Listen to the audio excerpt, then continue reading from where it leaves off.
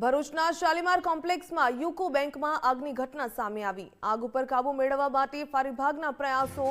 યુકો બેંકમાં રવિવારની રજાના દિવસે ભયંકર આગ લાગી।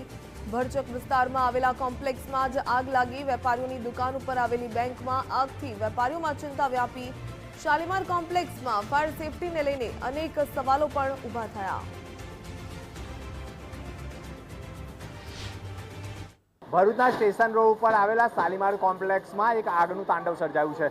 ભરૂચની વાત કરવામાં આવે, ભરૂચના શાલીમાર કોમ્પ્લેક્સમાં એક યુકો બેંક આવેલી છે અને આજે રવિવારની રજા છે। રજાના દિવસે સામાન્ય આગ લાગી હતી। આગનું તાંડવ સર્જાતા ભરૂચ નગરપાલિકાનું ફાયર ફાઇટર નજીકમાં જ હોય એટલે ઘટના સ્થળે આવી ગયું છે અને આગ ઉપર કાબુ મેળવવાના પ્રયાસો કરી રહ્યું છે। ખાસ કરીને વાત કરવામાં આવે તો આગ લાગતાની સાથે જે ભરૂચ નગરપાલિકાનું ફાયર ફાઇટર છે તે ઘટના સ્થળે આવી ગયું છે અને આગ ઉપર કાબુ મેળવવાના પ્રયાસો કરવામાં આવી રહ્યા છે। પરંતુ રવિવાર રજાનો દિવસ હોવાના કારણે જે બેંક છે તેની અંદર અધિકારીઓ કે કર્મચારીઓ ફરજ પર ન હોવાના કારણે મોટી જાનહાનિ ટળી છે। પરંતુ અહીંયા સવાલ એ પણ છે કે ક્યાંક ને ક્યાંક ફાયર સેફટીને લઈને પણ સવાલો ઊભા થયા છે।